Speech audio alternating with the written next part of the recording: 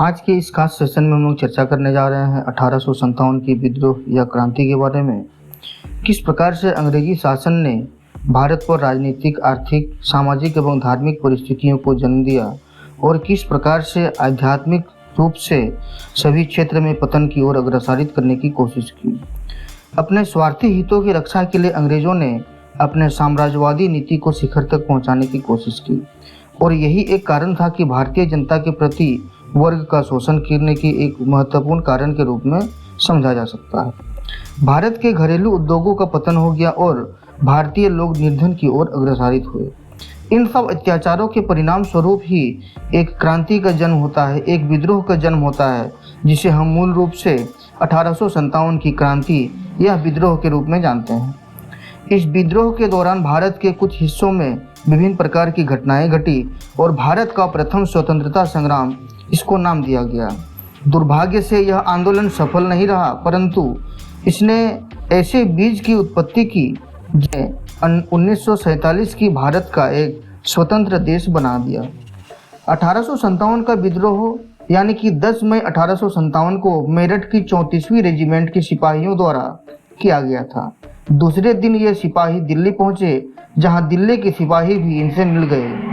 इन सिपाहियों ने दिल्ली पर एकाधिकार कर लिया और 80 वर्षीय मुगल बादशाह बहादुर शाह जफर को भारत का सम्राट तथा अपना नेता घोषित कर दिया। इस प्रकार 1857 ईस्वी का विद्रोह ब्रिटिश शासन के विरुद्ध सबसे बड़ा विद्रोह था और अनेक दृष्टियों से भारतीय इतिहास में यह एक अभूतपूर्व विद्रोह के रूप में जाना जाता है। सर्वप्रथम हम ये जानने की कोशिश करेंगे कि 1857 की विद्रोह के क्या कारण रहे थे, यानी कि उस समय की तत्कालिक कारण क्या रहे थे। अंग्रेजों ने भारत में एक अपना विशाल साम्राज्य स्थापित कर लिया था और वे यह चाहते थे कि अपना शासन क्षेत्र को शासन के रूप में चलाए। उनका शोषण कर रहे थे किन लोगों के, यहाँ के जनताओं का। उसे सारे लोग जो है वो अप्रसन्न थे, यानी कि नाखुश थे, जिसने एक क्रांति का रूप ले लिया।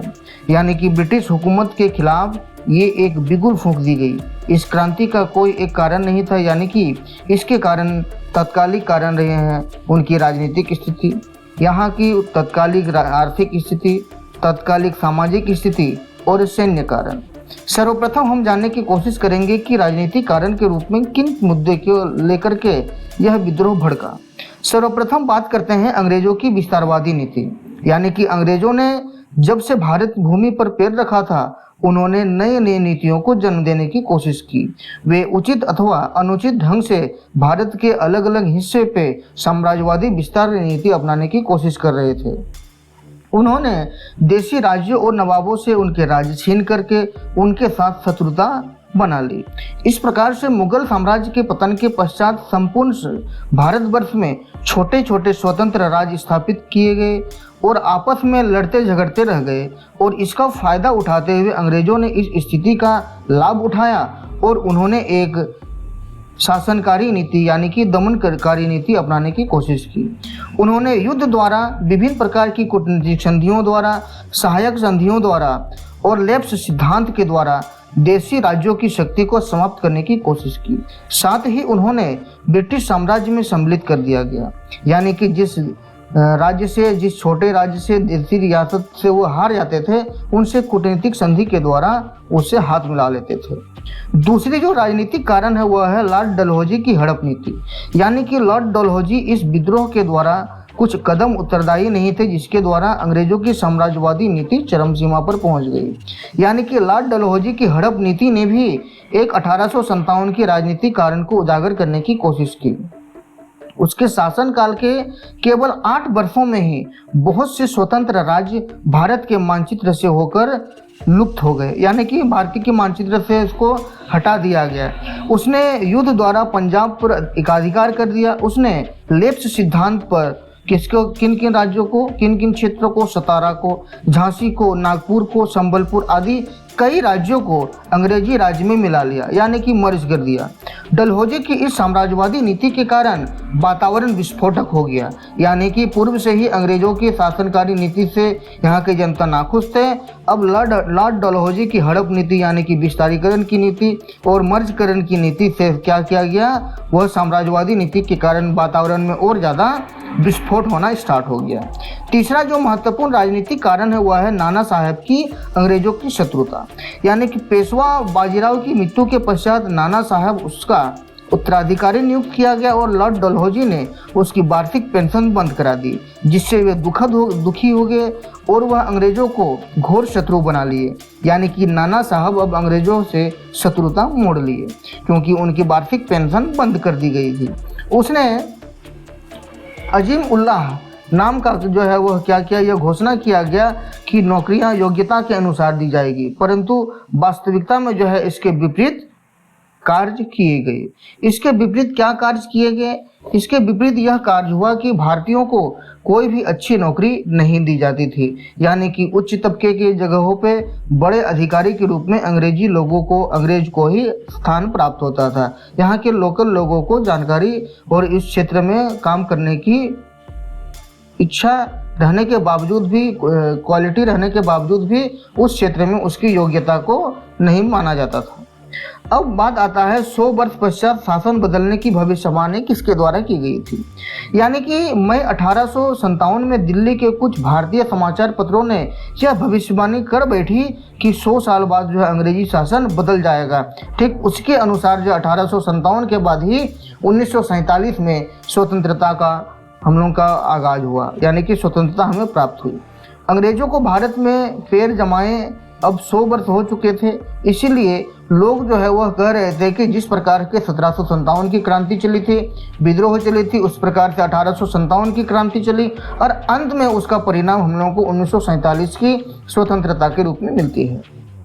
अब यदि हम चर्चा करते हैं कि 1857 की क्रांति की सैन्य कारण के रूप में, कि सैन्य कारण इसमें किस प्रकार से माना जा सकता है, तो सर्वप्रथम जो भाग है वह क्या है माना जाएगा, भारतीय सैनिकों के असंतोष का भाव। यानी कि भारतीय मूल के जितने भी सैनिक थे, अंग्रेजी हुकूमत के रूप में जो सैनिक काम कर रहे थे, वो अपने आप में जो है वो आक्रोश थे, रोष थे। अंग्रेजी सेना में जो है भारतीय सैनिकों का अंग्रेजी साम्राज्य के विस्तार में बहुत योगदान था। यानी कि अंग्रेजी सेना के द्वारा भारतीय सैनिकों का क्षेत्र अंग्रेजी साम्राज्य के विस्तार में बहुत बड़ा योगदान रहा था, परंतु वे नौकरी संबंधी नियमों से संतुष्ट नहीं थे। भले ही उनको काम प्राप्त हुआ है, लेकिन उसकी जो नियम है, उनकी जो नौकरी संबंधी नीति है, उससे वह नाखुश थे। उनके वेतन से, उनके भत्ते से वह जो है नाखुश थे। उनको वह सम्मान और सुविधाएं प्राप्त नहीं हो रही थी जिन सिपाहियों को मिलना चाहिए था। यानी कि यूरोपियन कर्मचारियों को जो दी गई थी, वे सारी व्यवस्थाएं भारत की कर्मचारियों को प्राप्त नहीं थी। ऐसी परिस्थिति ने जो भारतीय सैनिकों में एक असाधारण और असंतोष उत्पन्न होना व्याप्त हो गया। किसी भी समय जो है वह क्या किया जा सकता है, लावा बनकर फूट सकता है, और वही एक कारण था 1857 की प्रस्फुटित होने का विद्रोह। यानी कि ब्रिटिश शासन को उखाड़ फेंकने के उद्देश्य से देश के विभिन्न प्रदेशों एवं सैनिकों के द्वारा विभिन्न राज्यों के शासकों एवं सरदार लड़ाई के लिए एकजुट हुए और समाज के कई अन्य समुदाय जैसे जमींदार वर्ग, किसान वर्ग, दस्तकार, विद्वान, इन सारे विद्रोहों ने जो है, इस सारे विद्वानों ने, इन सारे वर्ग के लोगों ने, इन सारे तबके के लोगों ने इस विद्रोह में शामिल होने के लिए अपना मुहिम चलाया। दूसरा जो महत्वपूर्ण कारण है सैनिक विद्रोह के रूप में, वह है सामान्य सेवा भर्ती। यानी कि लॉर्ड कैनिंग के द्वारा 1856 ईस्वी में उन्होंने सामान्य सेवा भर्ती कानून पास की। इसके अनुसार सैनिकों को यह लिख कर दिया जाता था कि जब भी सरकार उन्हें युद्ध करने के लिए जिस जगह पर जाने के लिए आदेश देगी, उन्हें उसी जगह में जाकर के युद्ध के लिए जाना पड़ेगा। इस कानून के कट्टर हिंदू सैनिक क्रोधित थे, क्योंकि किन्हीं को समुद्र पार करने की इजाज़त नहीं होती थी, क्योंकि वह समुद्र पार कर नहीं सकते थे, वह धर्म के उनके विरुद्ध होता था। तो ये एक सामान्य सेवा जो है वो भर्ती कानून के रूप में जिस प्रकार से लॉर्ड कैनिंग की व्यवस्था की गई 1856 में, इसके बाद यहाँ के हिंदू सैनिक क्रोधित हुए आक्रोशित हुए। तीसरा जो महत्वपूर्ण कारण है वह है सैनिक विद्रोह के रूप में सैनिक कारण जो है वह भारतीय सैनिक जो है भारतीय समाज का एक अंग, यानी कि कंपनी की सेना में भारतीय सेना सैनिक उसी समाज का एक अभिन्न अंग हुआ करते थे, जिसको अंग्रेजों के विरुद्ध जो है वह भेदभाव, धार्मिक मामलों में हस्तक्षेप, नौकरियों में अन्याय, किसानों को शोषण, ईसाई मत का प्रचार एवं अन्य विभिन्न प्रकार की शिकायतें देखने को मिल रही थी। इसके अतिरिक्त उनकी कुछ अपनी विशेष शिकायतें थी, जिसके कारण उन्हें विद्रोह की भावना उत्पन्न हो गई। यानी कि उनकी जो मूलभूत सुविधाएं प्राप्त होनी चाहिए थी, इन सारे मूलभूत सुविधाओं को उनको देने से वंचित किया गया। ठीक उसी प्रकार से भारतीय सैनिक से जो है वह अपमानजनक व्यवहार भी किया गया, जिससे जो है वह भारतीय सैनिक जो है वह रुष्ट हो गए। इस प्रकार से अंग्रेजी सैनिक अधिकारी भारतीय सैनिकों से बहुत अपमानजनक व्यवहार करने लगे थे और वह गंदी गालियां दिया करते थे। इस प्रकार से डांट फटकार किया करते थे और वह नई भर्तियों में जो है अंग्रेजी सिपाही स्वयं अपने पुरानी अनुभव के अनुसार भारतीय सैनिकों से बढ़िया अपने आप को उकेरने की कोशिश करते हैं, बढ़िया वह मानते हैं। इस प्रकार से भारतीय सैनिकों की पदोन्नति भी बहुत कम होती थी। एक तो जो है उसको भारतीय लोगों को बड़े उच्च अधिकारी के रूप में उसको नियुक्त नहीं किया जाता था, यानी कि जो निम्न वर्ग के सैनिक है उसको भी प्रोन्नति नहीं दी जाती थी। वे अधिक से अधिक सूबेदार के पद तक ही वह रिटायर्ड हो जाते थे, पहुंच पाते थे। यानी कि इसके अलावा जो उसको अनेक युद्धों में अंग्रेजों की सेना की दुर्दशा किस प्रकार से देखने को मिली थी।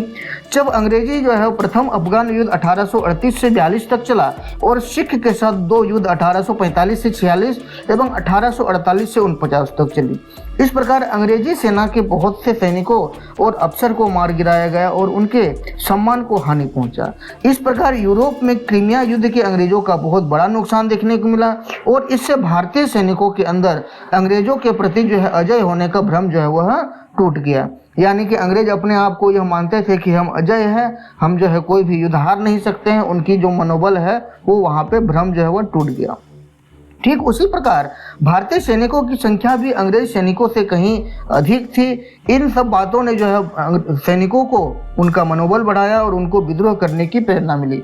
यानी कि उनको यह लग गया कि हमारी जो सेना है वो अंग्रेजों की सेना से कहीं ज़्यादा है, वो उनकी एक हिम्मत का बात है। दूसरा जो महत्वपूर्ण कारण है वह क्या है, सैनिक कारण में अवध का विलय। यानी कि अवध का क्षेत्र जो है वह बहुत से सैनिक बंगाल की क्षेत्र में सेना में भिड़ गए और अंग्रेजी राज्य के विस्तार में हुए योगदान दिया। परंतु 1856 ईस्वी में लॉर्ड डलहौजी ने अवध का जो है ब्रिटिश साम्राज्य में विलय कर लिया और यह सैनिक भड़क गए। यानी कि ये विलयकारी नीति जो है वह क्या कर रहे थे, इसके पूर्व भी चल रही थी, लेकिन अब क्या किया जा रहा है, मूल रूप से लॉर्ड डलहौजी ने विलय की नीति अपनाई। यह एक बहुत महत्वपूर्ण कारण हुआ किसके लिए, सैन्य कारण के रूप में। अब जो महत्वपूर्ण कारण के रूप में हुआ होता है कि अंग्रेजों के विरुद्ध जो है पिछले विद्रोह का प्रभाव। यानी कि अंग्रेजों के खिलाफ जो है 1857 की क्रांति या विद्रोह ही सर्वप्रथम नहीं थी। इसके पूर्व भी विभिन्न प्रकार की सैनिक संगठन, विभिन्न प्रकार के वर्गों के द्वारा क्या किया गया है, विद्रोह किए गए थे। तो उसके प्रभाव क्या है, वह भी एक उनकी तत्कालीन कारण के रूप में देखने को मिला। यानी कि 1857 की विद्रोह का तत्कालीन कारण सेना में बेचैनी थी, परंतु सैनिकों में अंग्रेजों के विरुद्ध नाराजगी का इतिहास बहुत पुराना देखने को मिलता है। क्योंकि जब से वो ईस्ट इंडिया कंपनी 1600 ईस्वी में आया है, तब से उनकी वैसे दमनकारी नीति, वैसे वह नीति कानून को बना रहे हैं जिससे यहाँ के लोग को जो है वह शोषण किया जा सके। लगभग 90 वर्षों पहले जो है 1764 ईस्वी में बंगाल में भारतीय सैनिकों ने अपने अंग्रेज अधिकारी के विरुद्ध विद्रोह किया। इसको दबाने के लिए अंग्रेजों ने 30 भारतीय सिपाहियों को गोली मार दी। इस प्रकार से 1857 की क्रांति का कारण केवल भारतीय सैनिकों में अंग्रेजों के विरुद्ध बहुत समय से चली आ रही घृणा अथवा बेचैनी ही नहीं थी, बल्कि भारत के अन्य वर्गों के दिलों में असंतुष्टता की भाव भी देखा जा सकता है। इनमें से जो प्रसिद्ध जो युद्ध है वह क्या था, विद्रोह था 1831 में कच्छ का विद्रोह। यानी कि 1831 का जो है वह कोल विद्रोह मूल रूप से क्या था, वह इम्पोर्टेंट था। 1855 ईस्वी का संथाल विद्रोह, कच्छ में इससे पहले 1816 में विद्रोह किए गए थे। इस प्रकार छोटा नागपुर के कोल कबीले ने इन इसलिए विद्रोह किए क्योंकि अंग्रेजों ने इन जनजातियों का साहूकारों के प्रति, जमींदारों के प्रति शोषण एवं अत्याचार करवाया था। वह क्या है, बाहरी लोगों के द्वारा इस क्षेत्र में जनजातियों को शोषण करवाने की कोशिश की गई थी। किसके द्वारा करवाया जा रहा था? साहूकारों के द्वारा या और जमींदारों के द्वारा। पंजाब में भाई महाराज सिंह ने भी पंजाबियों को जो है अंग्रेजों के विरुद्ध विद्रोह करने के लिए उकसाया, लेकिन उसको बंदी बना दिया गया। इस प्रकार 1853 ईस्वी में उसे जेल में डाल दिया गया और उनकी वहां पे मृत्यु हो गई। यानी कि ये देखने को मिलता है कि अंग्रेजों के विरुद्ध पिछले विद्रोहों का भी प्रभाव देखने को मिल सकता है। अब चर्चा किया जा सकता है कि अब तत्कालिक कारण क्या रहा है, यानी कि 1857 की जो क्रांति हुई वो उनकी तत्कालिक कारण क्या रहे हैं। चर्बी वाले कारतूस, यानी कि जब सारे देश में अशांति का वातावरण था तो सरकार ने अंग्रेजों को जो है सैनिकों को पुरानी बंदूकों के स्थान पर एक नई तकनीक का इस्तेमाल किया। उन्होंने नई बंदूक देने की कोशिश की, उन्होंने निश्चय किया। इससे क्या हुआ, इन बंदूकों में एक अलग प्रकार की तकनीक होती थी। कारतूस को तैयार करने के लिए जो है वो सूअर एवं गाय की चर्बी की प्रयुक्त की गई थी, यानी कि उपयोग किया गया था। इस प्रकार राइफल में गोली भरने से पहले कारतूस को जो है मुंह से वह छीलना पड़ता था, वह काटना पड़ता था। इससे हिंदू एवं मुस्लिम सैनिक भड़क उठे और उन्होंने यह अनुभव किया कि सरकार उनके धर्म को नष्ट करना चाहती है, यानी कि अंग्रेजी कंपनी जो है वो क्या करना चाहती है, उनके धर्म के साथ खिलवाड़ करना चाहती है। ऐसी परिस्थिति में 1857 की विद्रोह को अनिवार्य बना दिया। अब यहाँ पे चर्चा करने का विषय यह है कि विद्रोह की प्रमुख घटनाएं किन किन क्षेत्र में देखने को मिली थी। पहला भाग जो देखने को मिला था बंगाल में, दूसरा भाग जो देखने को मिला था मेरठ में, तीसरा भाग देखने को मिला था दिल्ली में, उसके बाद कानपुर, लखनऊ, बनारस, इलाहाबाद, मध्य भारत के झांसी, ग्वालियर इत्यादि अनेक क्षेत्र में इसके प्रभाव देखने को मिले थे। इसके अलावा बरेली, बिहार, दक्षिण भारत विभिन्न प्रकार के क्षेत्र में हम लोग को देखने को मिले थे। अब चर्चा करते हैं कि विद्रोह का स्वरूप किस प्रकार से है, यानी कि नेचर ऑफ रिवोल्ट किस प्रकार की होती है, यानी कि विद्रोह का स्वरूप किस प्रकार से देखा गया। 1857 के विद्रोह का स्वरूप वाद विवाद का विषय था, क्योंकि ये एक धार्मिक विषय की बात आना स्टार्ट हो गई। कुछ लेखकों के अनुसार यह बोला गया कि सैनिक विद्रोह का नाम दिया गया, जब क्योंकि इसमें जो है अधिकतर सैनिक संगठन जो है उसमें क्या किए थे, विद्रोह कर बैठे थे, जबकि कुछ ने इसे महान राष्ट्रीय विद्रोह सिद्ध करने की कोशिश की। भारतीय इतिहास के कुछ ऐसे लेखक भी आए, इसे ईसाई धर्म के विरुद्ध धार्मिक युद्ध भी मानने लगे। इसे प्रथम स्वतंत्रता संग्राम कहने वाले लेखक की भी संख्या कम नहीं थी, यानी कि अलग अलग इतिहासकारों के द्वारा, अलग अलग लेखकों के द्वारा 1857 की क्रांति को अलग अलग नामों से डिनोट किया गया। पहला विचार था कि सैनिक विद्रोह कैसे था। उसके महत्वपूर्ण कारण में था कि इस विद्रोह के मुख्य कारण सैनिक थे, क्योंकि भारतीय सैनिकों को हीन भावना से देखा जाने लगा था, उनकी वेतन कम होने लगी थी, कम दिया जाने लगा था, उनकी धार्मिक भावनाओं को ठेस पहुंचाने की कोशिश की गई थी। इस प्रकार इन विद्रोह में भाग लेने वाले सैनिक ही थे। केवल अवध में ही जनता में इससे भाग लिया था, अन्य स्थानों पर जनता शांत रही थी। केवल सैनिक ही संघर्ष कर रहे थे, इसीलिए भी इनको सैनिक विद्रोह के रूप में भी कहा जा सकता है। दूसरा जो महत्वपूर्ण विचार है वह है राष्ट्रीय विद्रोह, यानी कि यह जो है बहुत से भारतीय विद्वान यह मानते हैं कि 1857 की विद्रोह के क्रांति को केवल एक सैनिक विद्रोह स्वीकार नहीं किया जा सकता, बल्कि इसे राष्ट्रीय विद्रोह भी कहा जा सकता है। इसका जो तत्कालिक कारण रहा है वह क्या है, यह केवल सैनिक विद्रोह नहीं था, बल्कि यह शीघ्र ही फैलने वाला राष्ट्र के अलग अलग क्षेत्र में जन विद्रोह के रूप में भारतीय स्वतंत्रता संग्राम का रूप धारण कर लिया था। अशोक मेहता इस संदर्भ में अपने विचार को व्यक्त करते हैं, लिखते हैं, यह एक समाज के सभी वर्गों में इनसे भाग लिया, यानी कि 1857 की क्रांति में सिर्फ सिपाहियों ने भाग नहीं लिया, बल्कि समाज के विभिन्न तबके के लोगों ने भाग लिया। जैसे वहाँ के मजदूरों ने, वहाँ के कृषकों ने मूल रूप से इसमें भागीदारी निभाई। समाज के विभिन्न वर्गों के मतलब इसमें भागीदारी कहने का तात्पर्य है 1857 की विद्रोह में भारतीय समाज के सभी वर्गों ने भाग लिया और सैनिकों के अतिरिक्त देशी रियासतों के राजाओं, नवाबों ने, मुसलमानों ने, हिंदुओं ने, अमीरों ने, निर्धनों ने और विभिन्न प्रकार की वर्गों ने इसमें विद्रोहियों में जो है वह विद्रोहियों की सहायता करी है। इन विद्रोह को संगठित करने में मुगल सम्राट बहादुर शाह जफर, वाजिद अली शाह, झांसी की रानी लक्ष्मीबाई, नाना साहब, तात्या टोपे, कुंवर सिंह आदि जैसे लोग जो है 1857 की क्रांति में योगदान दिए हैं। इसके साथ साथ स्त्रियों का भी इसमें योगदान रहा है, यानी कि भारतीय नारियों ने जो है इस क्रांति में अपना सहयोग दिया है। इसके अलावा नेता भी जो है किसी स्वार्थ से प्रेरणा नहीं लेते हैं, यानी कि उन्होंने भी जो है इस विद्रोह में अपना योगदान दिया है। निष्कर्षतः यह कहा जा सकता है इसकी जो 1800 की क्रांति की जो के रूप में हम कह सकते हैं कि इतने सारे जितने विवरण हमने के द्वारा प्रस्तुत की गई है वह 1857 का विद्रोह एक सैनिक क्रांति के रूप में आरंभ हुआ, परंतु अंत में इसने राष्ट्रीय आंदोलन का रूप धारण ले लिया, क्योंकि ये एक छोटे से क्षेत्र से प्रारंभ हुआ, लेकिन इस विद्रोह ने संपूर्ण राष्ट्र में एक अपनी अलग चेतना, अलग राष्ट्रीय आंदोलन की भाव को जागृत किया। यह केवल एक सैनिक विद्रोह नहीं था, बल्कि ये एक महत्वपूर्ण परिवर्तन की राह यानी कि राष्ट्रीय आंदोलन के रूप में देखने को मिला। यह भारतीय राष्ट्रीय चेतना का प्रारंभ था, जिसने भारत के स्वतंत्रता आंदोलन को विशेष रूप से प्रेरणा दी। इस संदर्भ में डॉक्टर ईश्वरी प्रसाद के शब्दों में कहा जा सकता है कि इस क्रांति की योजना काफ़ी समय पहले ही बनाई गई थी और इसका संगठन पूर्ण था, यानी कि इसका प्रसार देश के उन देशभक्तों द्वारा किया गया था जो देश के अन्य प्रत्येक वस्तु की अपेक्षाकृत अधिक प्रिय समझते हैं, यानी कि अपने देश को अपनी माता से ज़्यादा समझते हैं, यानी कि अपने राष्ट्र के प्रति ज़्यादा उनकी उपयोगिता बताते हैं। तो ये रहा आज का 1857 के कारण और विद्रोह के परिणाम।